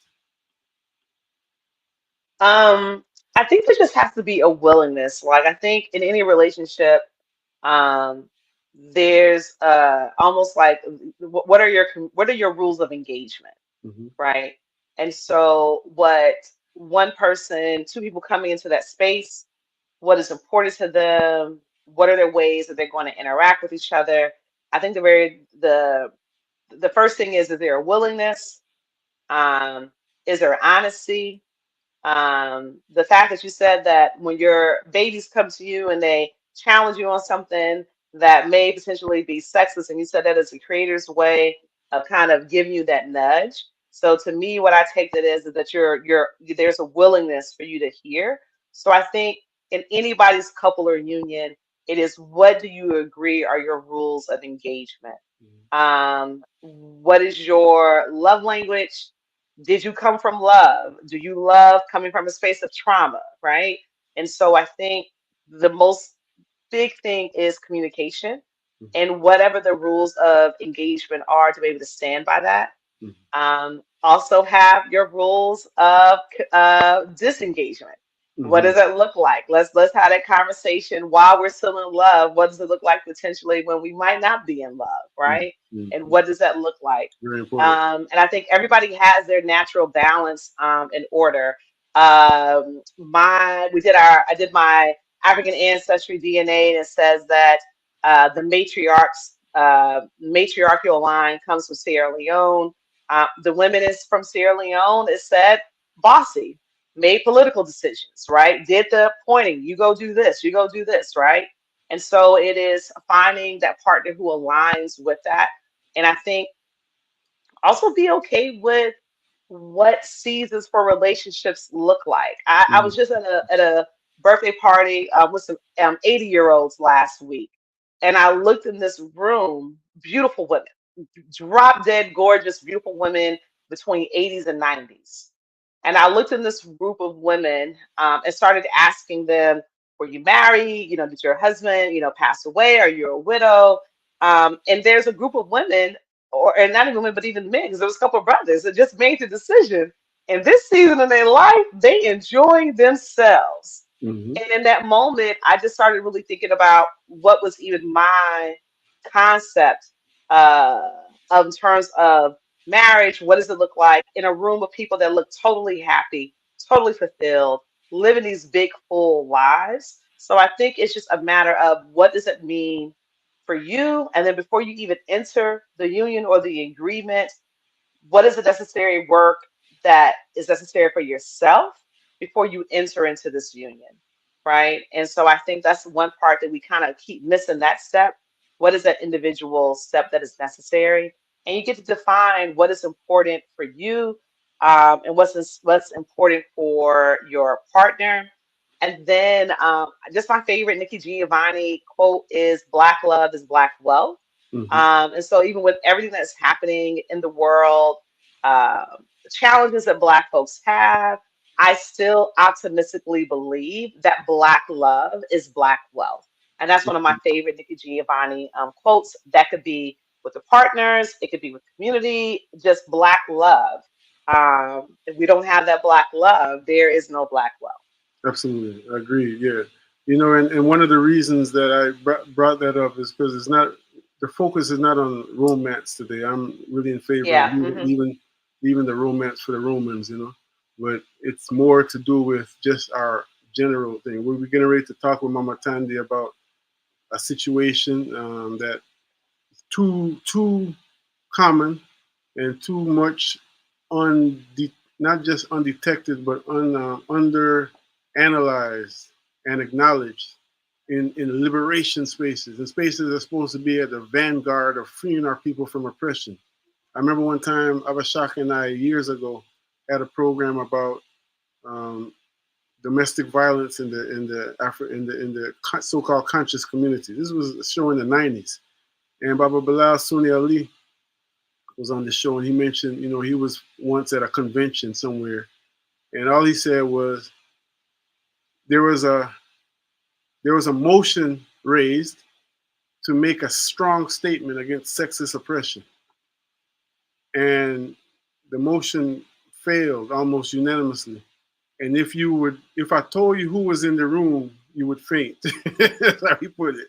Because everybody's favorite leader, But you know what I'm saying? So it's just about how we relate. And I feel that for me, just speaking for myself, some people say gender is a human construct and race is a human construct. I don't know, but for me, I see gender in the universe. Maybe not by the word gender.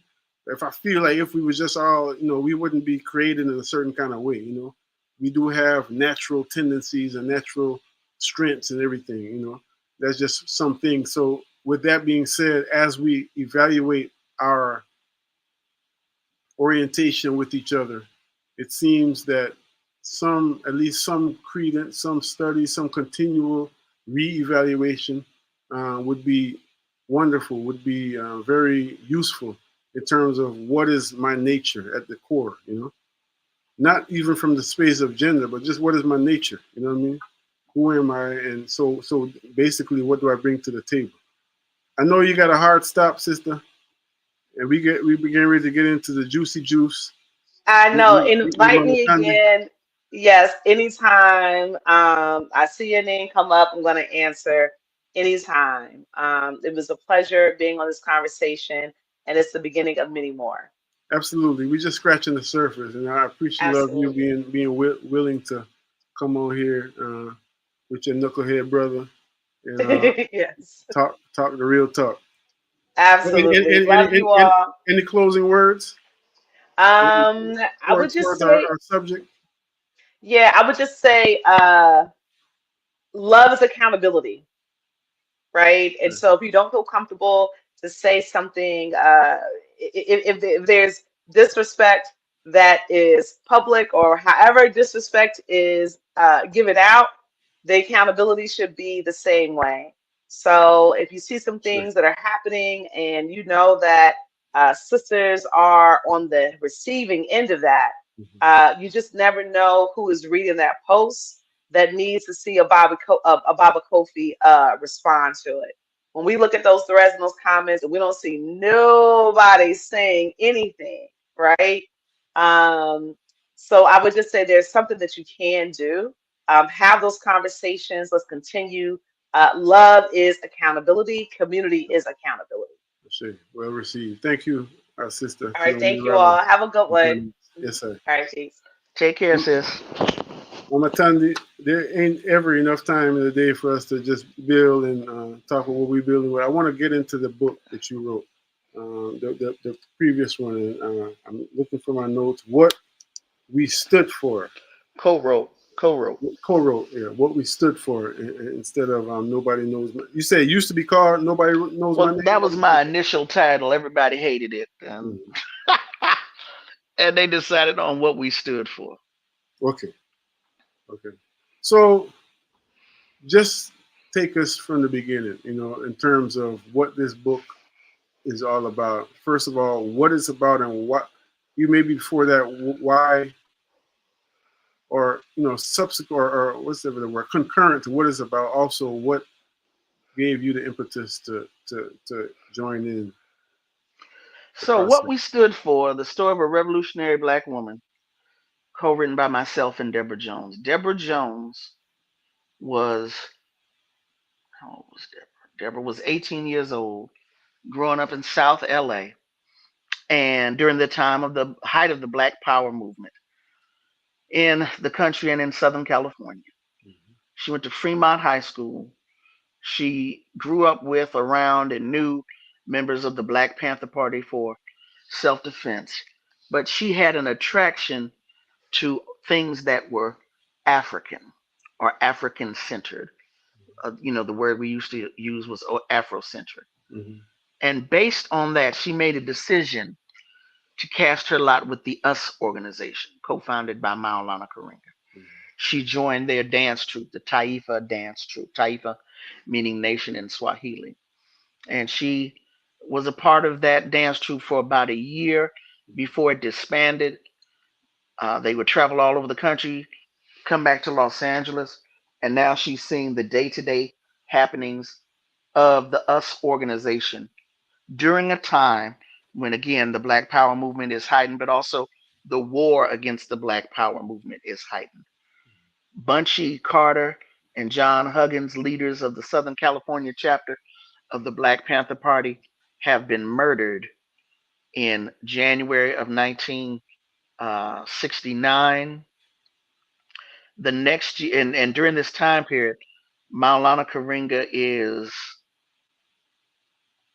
hated and paranoid because of the hatred Mm-hmm. that people are out to kill him. Mm-hmm. Just a quick side note, for those of us who were not on the scene during the time of the Black Panthers, we know the names of all of these Panthers because we see them in films, documentaries, in books. So we can name Black Panthers even though we never had a relationship with them, even though we didn't know these people. Mm-hmm. But we know all the names. We know Bobby. We know Little Bobby. We know Bobby Seale. We know Huey. We know Fred Hampton. We know Daruba. We know Asada. We know Kathleen. We know Afeni. Safia Bukar. We know all these names. Mm-hmm. But who do you know from the US organization? Mm-hmm. You don't know anyone other than Maulana Karenga. So when COINTELPRO was raging and people were saying, well, they're out to get us, what they meant was they were out to get Karenga. Mm-hmm. And so in his paranoia and in this climate, he accused Deborah Jones and a woman named Gail Davis of attempting to poison him. And these two women over Mother's Day week in 1970, 3 days, they were held and they were tortured and they were beaten and they were assaulted under the orders of Maulana Karenga. And in some one or two instances, he may have actually played a hand Mm-hmm. in assaulting or brutalizing these women. Deborah's story and Gail's story is referenced every year, especially during December when Kwanzaa season comes around. Mm-hmm. It's usually referenced by those who uh, favor the Panthers over the US organization, Mm-hmm. those who dislike cultural nationalism, but specifically the US organization. Whenever Kwanzaa is mentioned, they say, well, of course, there's Bunchy and John, they killed them brothers at UCLA. They'll always say, well, he tortured two sisters, right? He went to jail for those two sisters, right? But they'll never say what these sisters' names were.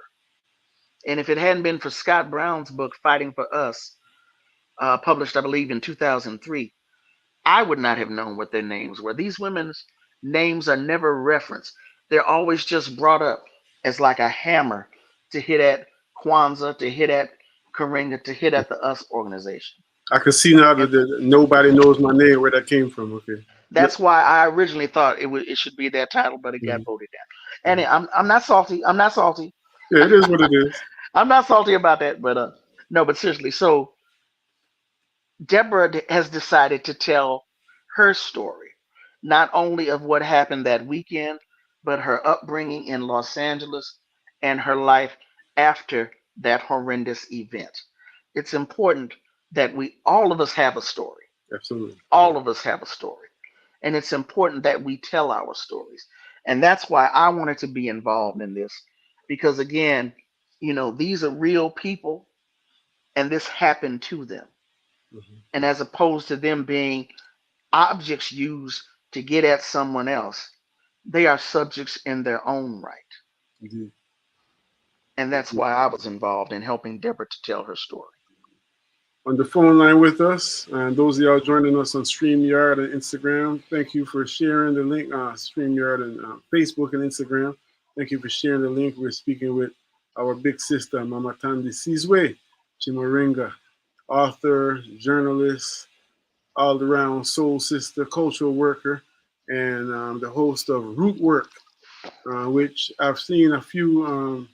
I get a few texts from now and then, but I haven't really been able to really tune in. But it's something that's very compelling for me in many ways. Getting to the root, and that's what we're attempting to do today. We're going to take a very short break to handle some station business. We have about 15 minutes left in the program.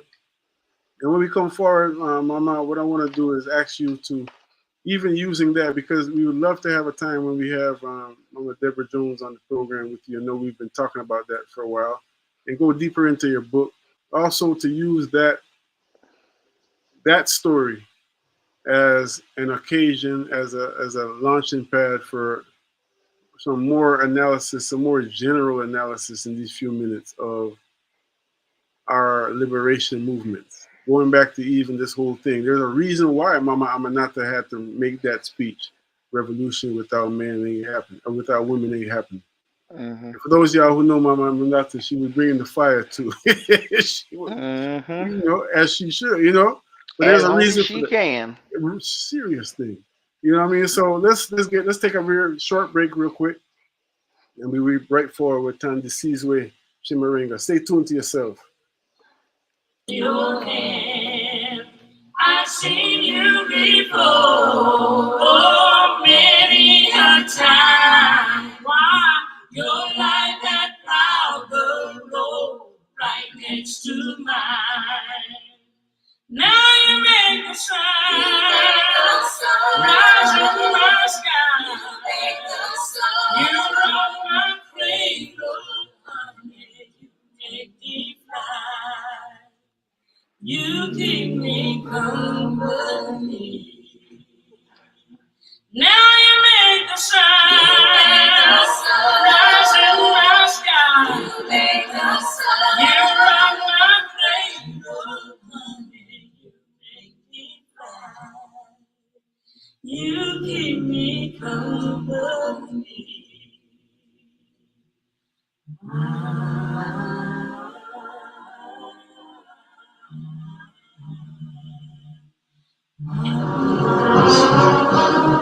Atlanta's wildest community band, the Seed and Feed Marching Abominable, has been entertaining audiences for over 50 years.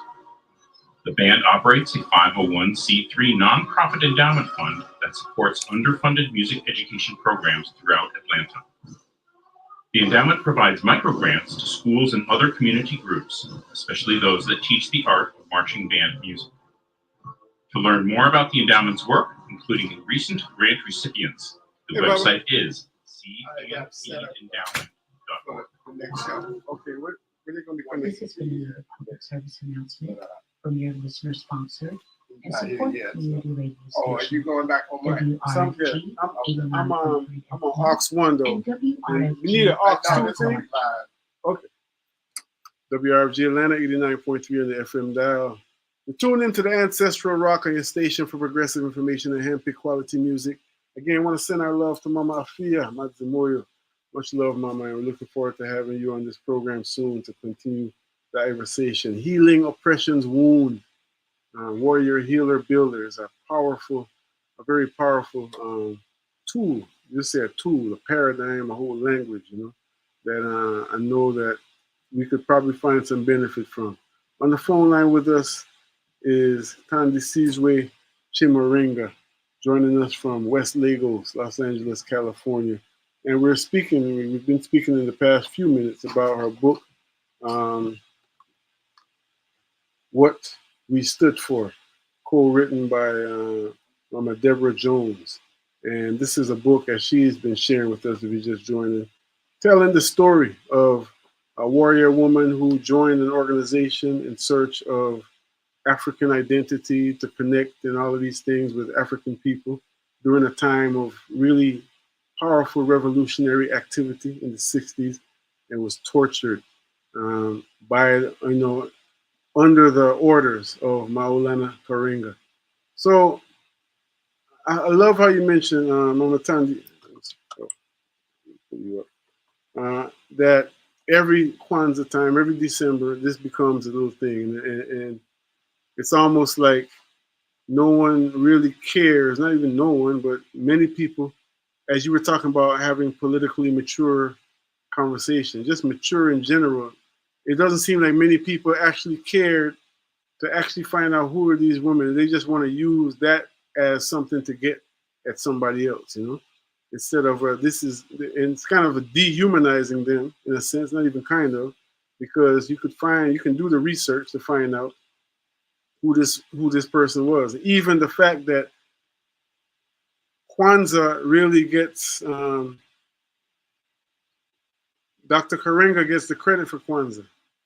And even myself, right now, I've shared the article, but I can't tell you the name of the mama who is very much credited with being at least the co-founder and in many ways, brainchild for that. So this Mama is McKenya. Mama McKenya, thank you. So all of this is a reflection of how I can really understand why a lot of women in this community, in our nation. I'm not saying our nation, I don't mean the USA, in our African nation, our Black nation, whatever you want to call it, feel disgruntled, feel unappreciated. And so when Kiyomi mentioned about respect, I want to ask you as a sister yourself, what becomes some of that criteria for respect? She was saying basically, even if we don't have the same opinion, we ain't got to agree all the time, but there must be love, there must be respect. What for Mama Tandy, as I'm not asking you to speak for all the women of the world and all the Black women of the world, even though in many ways you probably do, what becomes the criteria for you to even afford that respect and that love to someone who is in discourse with you who may not agree? What are the grounds? What's the criteria? Okay, Bob, I'm give me one more time. What exactly are you asking? So what I'm asking you is like when Kiyomi was talking about respect. Maybe first of all, do you agree with the fact or the opinion that even though we may have different opinions and this, that, and the third, we should have love, we should have respect for one another as Black people. Do you hold to that? Absolutely, absolutely. I don't think that we as Black people in this country really understand our predicament or the situation that we are in. Mhm. I believe white people believe that their existence is threatened, and that explains the reason why they move the way that they move. I think that we give lip service, many of us, to believing that Black people's future is threatened. Mhm. I think that once we really, really believe that, we will begin to move differently. Mhm. And so there are rules of engagement.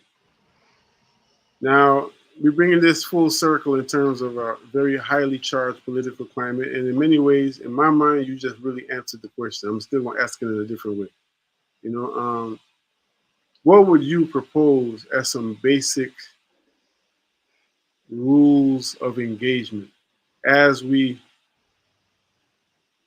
engage with each other publicly, but also more importantly, privately, in terms of building up our social, our political muscle, Let building up me our let me ability. Go ahead. let me take it back to Deborah's book. Hmm. One of the lessons that we need to take from Deborah's book is the structure of deified leadership or the cult of the personality. You know, this is not about a bad person. It's not about an individual. It's not about, oh, I can't stand Maulana Karinga. Oh, he's a horrible human being. This leadership structure is not in our interest. It's not in Black people's best interest. The supreme Any type leader. of leadership that cannot be questioned is problematic. No one is beyond or above reproach. And when you have a system such as patriarchy, and the quote unquote the man is the head, I'm the leader, what I say goes. You know, you get a Maulana Karinga, you get a Gazi Kojo, you get a Nature Boy, you get a Dr. York, you get a Huey Newton, you know, you get a Father Divine, you get a Daddy Grace. This type of leadership structure does not serve us well. And so, in terms of accountability, right? Collective accountability. We talk about collective work and responsibility, but is it collective work and responsibility for the group or is it for an individual? So, again, in terms of political maturity, I think that if we really understood our situation, you have to excuse me, I believe that's the gardener, we would move differently. And those of us who consider ourselves to be on the left, revolutionary nationalists, progressive, militant, conscious, etc., our numbers are nowhere near where they need to be. We are seeing our people fall in line and uncritically support Kamala Harris's bid for the presidency. We need to look at ourselves and ask what it is that we are doing, that our message of an alternative future for our people, for this country in which we live, why is that not resonating in the same manner? I feel you. From your Why is it not resonating? from your recollection, do you remember a time in your lifetime, not what you read, that the message from this group that you mentioned did resonate more with our people? Which group that I'm in? Well, I Which mean, the group? revolutionary, nationalists, people who are attempting to shift It, this. it, it it seemed like during the late 60s, early 70s, there was something in the air. Mm, That's the way one brother described it to me. mm, There was just a climate, mm, and not we've lost that climate. we've lost that momentum. We've been trying to rebuild ever since. I feel you. So I mean, I think of Attorney at War Ultimatus, who often said that one of the reasons we're not able to repeat the successes of our predecessors is because we didn't study the architects. So that's why I asked that question. Like what were some of the formulas? And of course, that's an open-ended question that we're not going to answer today. But what were some of? And we're not going to recreate it with patriarchy and sexist oppression. Let's see. We are absolutely not going to do that. That's first. So that has run its course. That ain't happening. So even if you thinking there was some good programs and good this, that, and the third, you mentioned some names a little while ago that stepped on a whole bunch of toes. They'll be all right. It ain't the first time they toes been stepped on. They'll be all right. They sure will, one way or the other. Even if they got to get a toe brace. Steel toe boots. Steel toe boot. In a couple minutes we have left, Mama Tandy, please tell us how we can get in touch with your work, the work that you do. We even got into root work. Well, before I do that, got to send a shout out to Wanique Shabazz and Abdul Rashid, Brother Menzies. Shouting out y'all, love from Los Angeles. Tandy's reading y'all. Okay. Belated birthday to you. And she said, and Baba Abdul said, happy belated birthday to you. Thank you, Baba. Root work on Black Liberation Media on YouTube. Mm-hmm. I'm going to be, I'm not sure, but I think I'm going to be transferring or transitioning out of the KPFK radio space, but you might be able to catch some, well, no, not that you might be. Most of the interviews that I conducted on KPFK are available on SoundCloud. Okay. Just look up Root Work on SoundCloud. Also look for me on Black Liberation Media on YouTube. Okay. There's the books, What We Stood For, co-authored with Deborah Jones. There's Some of Us Are Brave, volumes 1 and 2. The No Doubt, The Murders of Oscar Grant, and The Reparations Not Yet is an ebook. So all of those are available. If not at your independent bookstores, they're available at that dude with the billionaire with the space rocket. Him. Say less.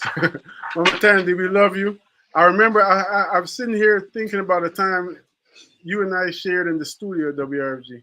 It was getting ready for the Peter Tosh celebration many moons ago. I'm looking forward to sharing space with you again on this side of the Mississippi. I'm so glad we finally got to do this. And I too am looking forward to sharing space with you again. Absolutely, absolutely. Well, I got to run because our brother Wanique is behind me getting ready to come on. The next program is coming up, so I'm going to make a transition. So much love. Thank you for joining us. And again, website or where we can find your work. One more time, please. Root Work on Black Liberation Media. SoundCloud is Root Work. I'm on Instagram or Facebook talking smack at T Shimaringa. All right. And talking it too. and standing by it. And standing on business. Yep. Much love, Mama. Much love. Much love to you. Peace. Family, this is our time. Please take care of yourself. Take care of one another. We're gone out the road. I used to do that? No, I'm off.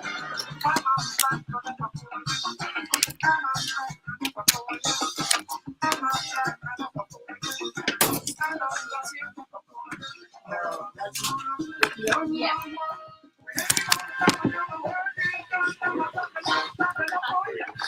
Right here. Side little back, y'all. It'll be okay. It'll be fine.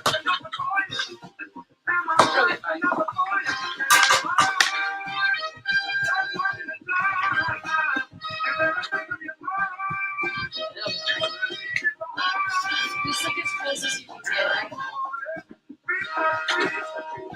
Please stay now. Stay now. How do you stay? They kind of screwed up. This is just gonna catch up, Just like maybe like you're having a loud conversation. Hi. Good, how are you?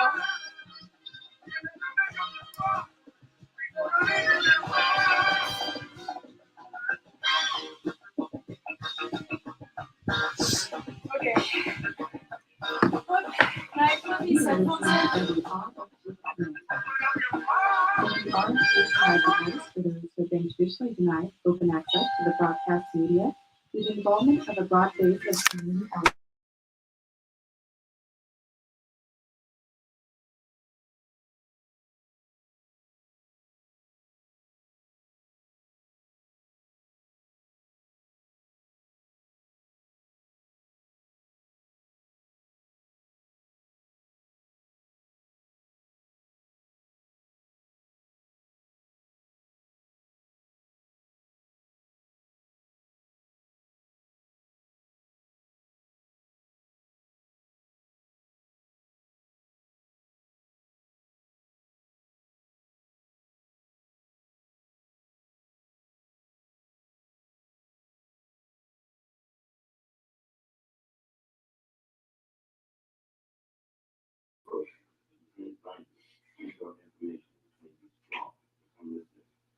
Portions of this program are pre-recorded. Discretion is advised. Are projected onto a back wall as passionate sign language performers are featured front and center.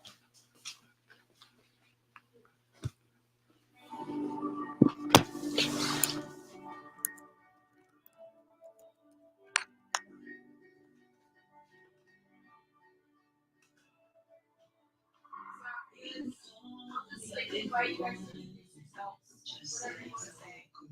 And then we'll have a lot of things to talk about what it is it's up to. Yeah, and I mean, same as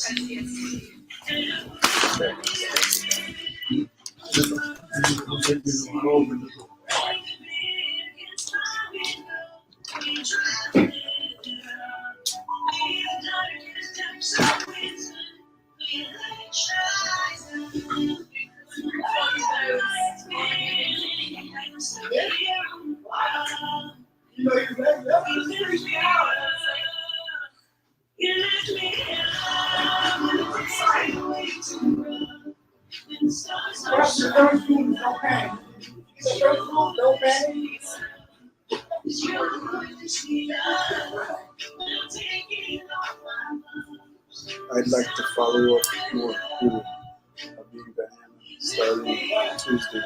But if we can schedule something for next week, just on Facebook Live, You can just keep all or three the of week us on. after that, At the bottom I of would the like hour, to follow we go up to more and announcements. dig more into down. the book as well as the root work. We're happy to go in the elevator. Remember you sent me the thing about matriarchy. At the bottom of the hour after the break, play My Way by Frank Sinatra with Dr. Corey.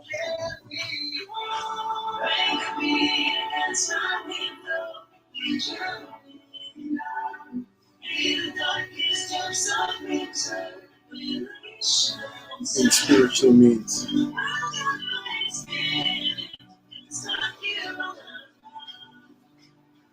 Did you see an iPhone out here? It's like just a small black.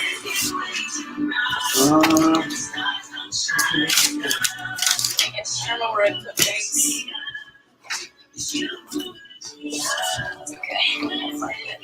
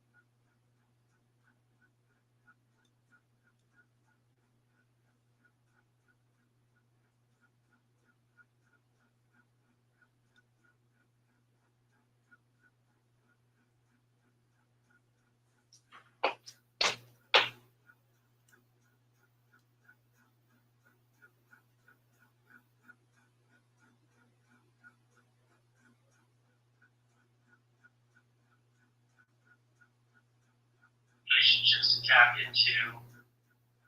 But I wondered if we should transition into the conversation about other program developments and initiatives. It's a little bit after 4 o'clock now, so we're about halfway through the time that we allocated for this session of the meeting. And I'm sure that if somebody has a brilliant idea or hears from another high-ranking person that they wish to